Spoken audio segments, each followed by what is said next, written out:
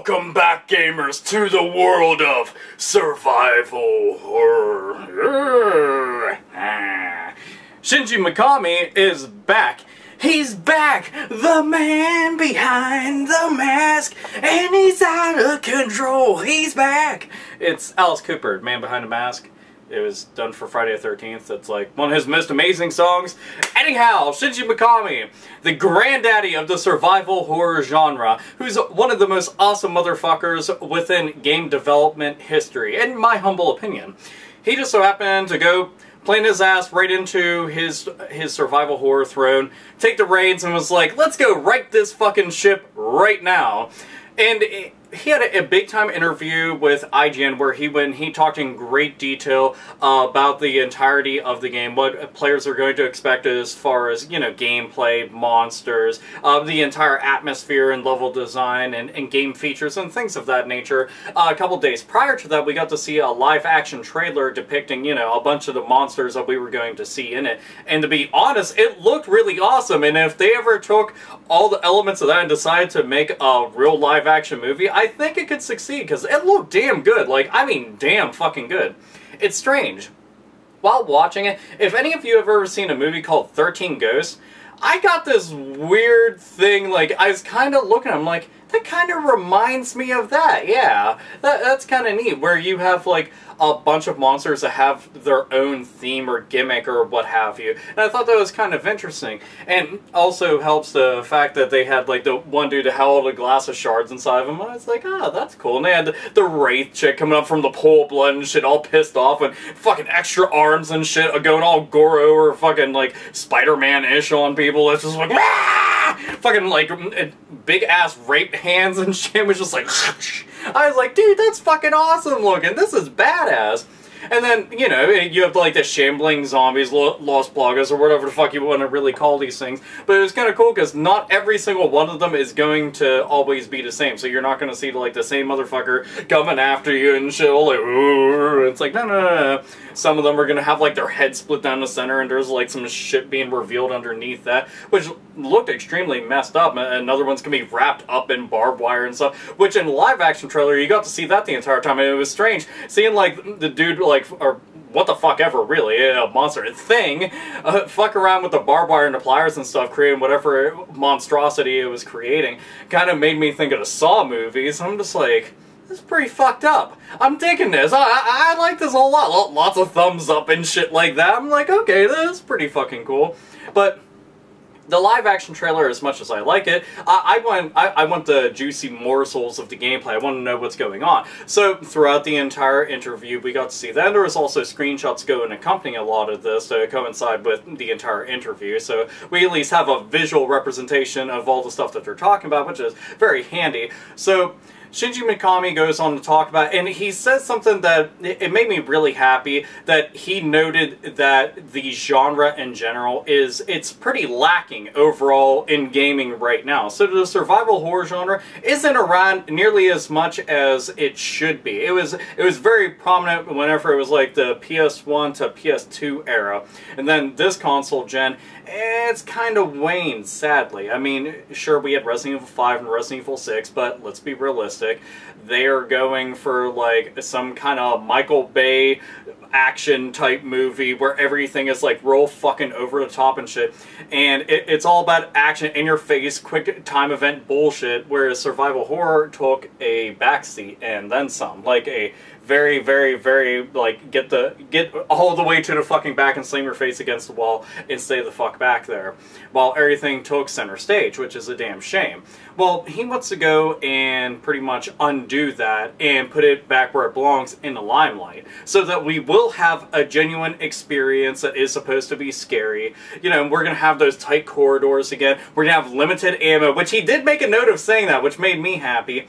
You know, it was kind of cool, the fact that he was bringing up that it will be an action game, but it's not going to be, like, the entire focus of it. It's going to be about the fucked up atmosphere that you're going to be going through, which is an insane asylum, which is an extremely fitting location for anything, and frankly, it makes me extremely happy whenever I think about it, because I'm like, wow, they could come up with, like, all sorts of deadly shit for that. And it's one of the reasons why I liked Resident Evil, like, the very first one. That's why I liked that so much. gigantic, endless, spooky-ass mansion is pretty fucking scary whenever you think about it. And especially if you play the Resident Evil remake, which they have people who made that on this team right now, which is really fucking handy. But whenever I think about them, like, you know, it's a setting that you want. You want to be trapped, you want to be confined, and you want to be able to realize you have no way out and nobody's coming to help you. And that's what seems to happen with this. Like, you take control of a dude named Sebastian. So Sebastian is a detective, which, again, kind of harkens back to the days of, like, the STARS members, who were a police task force and whatnot. You know, and Sebastian and a couple other people go and show up at some kind of big-ass crime scene, but all the police cars are fucking, like, empty, and there's no police in sight. And whenever they get in there, it's just dead bodies galore and people getting fucking slaughtered mercilessly.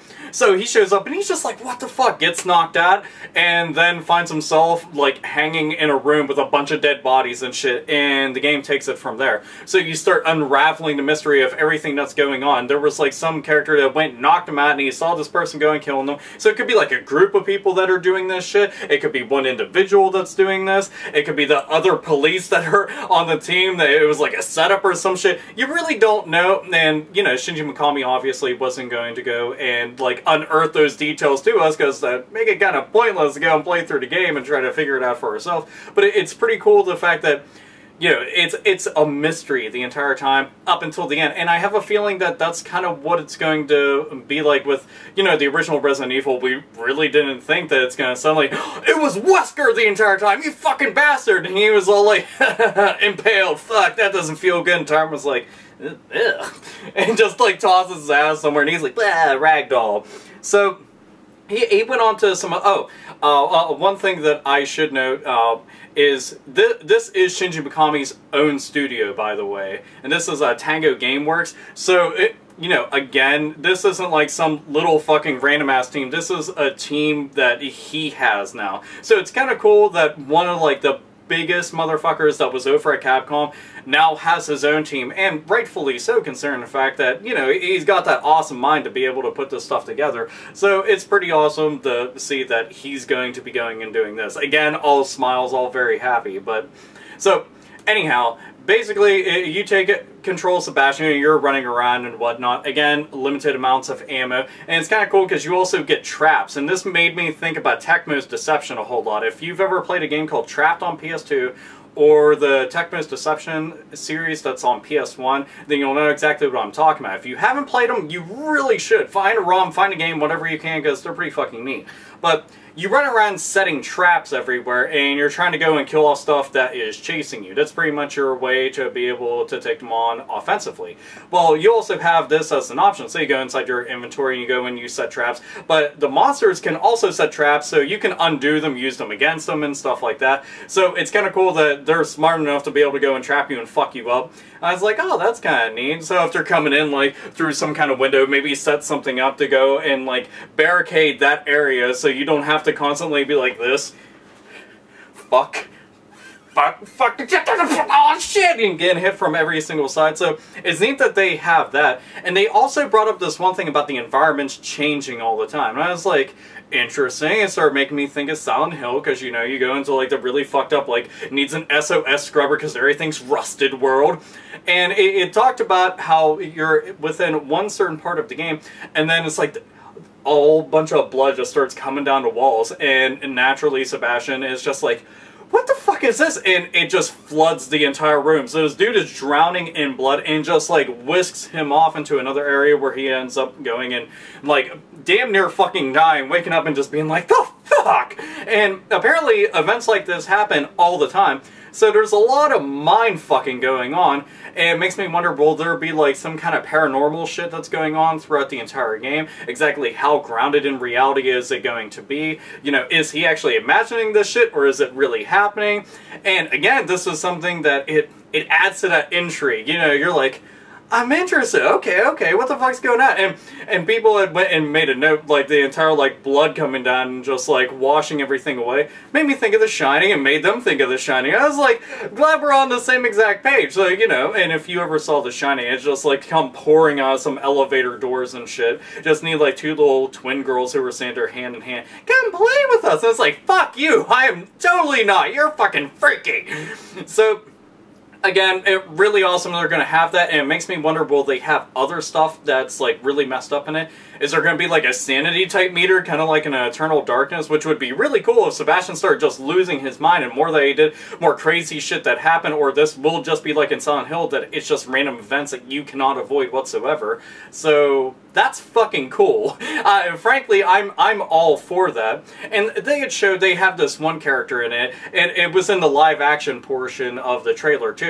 But they have this one dude, like a big hulking motherfucker, which seems to be a big thing within Resident Evil games. You know, they have one character just like borderline unstoppable, and it's like, oh shit, no. And this dude, great big fucking like hammer type thingy-majig. But he has what looks like a little vault lockbox type thing, but when it opens up, it's like all these crazy fucking blood tentacle type thing. I have no clue. It's basically kind of like hentai gore coming out of his fucking skull and directly at the screen, but you will scream, naturally, because I can just imagine, like, the worst possible scenario if you get entangled and entrapped in something like that. It's just, like, wrapping around you and just, like, and you don't want it to go anywhere else, because, frankly, we know how all that ends. If you haven't seen La Blue Girl, then there you go. So, anyhow, this is something else. Like, I saw him, like, that's just really fucked up. I'm glad that they're taking the time to go and make a decent variety of monster types. So you have like the blood wraith type chick, you have like the different type of the shambling zombies, and then you have this dude, and it's like, what else do you motherfuckers have in store? I'm just glad that we're gonna see different types of stuff. And that was one of the things I liked about the Resident Evil series, was that, okay, you had zombies, then you had lickers, then you had hunters, then you had the tyrant, and then not even including, like, the fucking bosses and stuff, and, like, gigantic spiders and shit. So, that's what I want, is I want a bunch of different variety, and I want all these different monsters to present, like, a different challenge and a different fear they can do something, and have them set up in different areas. If you have to backtrack through something, throw in something new whenever you go through that area later on, make the area, like, completely different. If they are going to change the environments, then do so with that, so it doesn't always feel like the same exact thing if you just so happen to be backtracking through an area. Assuming. And they had showed off a lot of the environments, and when I talked about, like, there'll be a lot of enclosed environments and corridors and whatnot, they also showed that there's a lot of open areas. They had shown that there will be outside scenes, so you're not always going to be trapped within the asylum, but I like to think that this is probably going to be on the grounds of the asylum. Like, this is probably going to be, like, absolutely fucking gigantic. Like, take One Flew Over the Cuckoo's Nest and make that shit, like, times 50 or some shit, and just have it that way, except for you don't have Jack Nicholson being extremely awesome. That would be really kick-ass. Also calls into question, if there's going to be two other characters, will there be some kind of co-op within this game? They didn't show anything like that, and they also didn't show anything with another character on screen, but I'm hoping that co-op is optional. I don't want it to be mandatory that there's going to be another character there with you, because that's one of the things, like, I have talked about numerous times. As nice as it is to be able to play a game with your friend or play online with somebody, whenever it comes to survival horror, when you have another person there who has your back all the time, it's not nearly as scary. When you have somebody constantly reviving you, it is not nearly as scary. When you have to worry about a fucking imbecile taking your ammo, taking your fucking health items, and getting in the way of your fucking shots or taking your kills, it is not nearly as scary and just detracts from everything. I want to feel alone. I want to feel absolutely fucked in every single way. I want to be able to worry about my fucking ammo. I want to worry about, like, can I get past these motherfuckers? You know what? I'm gonna sneak past or just run for my fucking dear life. Just fucking book it! Triathlon! Like I'm on a Nintendo Power Pad and shit. Like, get the fuck out of here, motherfuckers. This is like a DDR tournament. Like, so, that's what I want to do. I just want to be fucking worried. I want to worry about what's around the corner. And then on top of that, if shit just starts changing, I like the fact that if the environments are changing, you don't know what to expect. And that's fucking cool as shit. So, very, very happy again about that stuff. And everything that I've seen so far and heard so far is nothing but, like, positive shit to me. That's really a truth. I mean, again, many of you have been following my channel for a long time, know that it's a genre that I love. Like, oh, rub it on me, survival, oh yeah, get it. But it's really a truth. It's cool because, I mean, I grew up with horror movies. I like video games. Smash them together. And this is a genre, I'm hoping that The Evil Within does well. I'm talking like super duper fucking like awesome, sells like 3 or 4 million units. Pickety bam! You have a new franchise on your hand, and it'll show. You know, motherfuckers like Capcom who said, oh yeah, survival horror isn't profitable, are actually over-the-top games that went and fucking, like, completely derailed the entire franchise or not selling that well. I guess we're gonna have to go back to that. I want this to show a lot of publishers out there that the genre is something that's very endearing and very loved by the masses.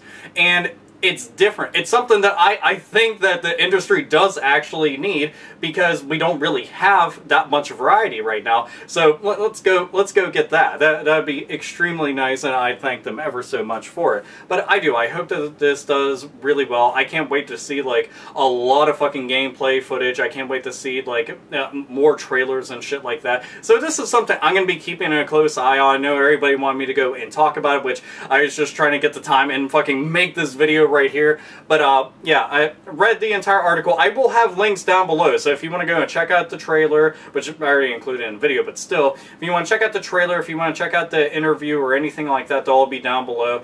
And again, Shini Mikami, he's back. And, you know, the man behind the man. Also, if you haven't checked out that song, you really should, because Alice Cooper is a bad motherfucker, and that song is extremely awesome. It makes me happy. Happy where I pee in the crotchal region. So anyway, how did you feel about all of it? From the live-action trailer, which was just pretty much like a monster showcase, more or less, which looked like it was a preview for an upcoming horror movie, admittedly, and looked pretty fucking sweet. How did you feel about that? How did you feel about the entire interview and all the stuff that you talked about, or any of the things that I went and talked about? And do you think it's awesome and kick ass and stuff like that, or are you excited about it? Like, I exclaimed tons of fucking positive feedback for this, or, you know, frankly, I could give a shit less. Literally, big piles of fucking donkey dung. That's how I feel about it. Just look at it. Yeah. If that's how you feel, then what the fuck ever. It doesn't really matter. Everybody's entitled to their opinion, so go ahead and express that. So anyway, you got to see me. I'm excited about it. Pretty goddamn happy, obviously, because if I wasn't, then I don't think I'd be fucking smiling nearly as much and being all fucking giddy and shit like that. So anyway, this is AlphaOmegaSin, as always. Nerds, nerdettes, and gamers. Game the fuck on.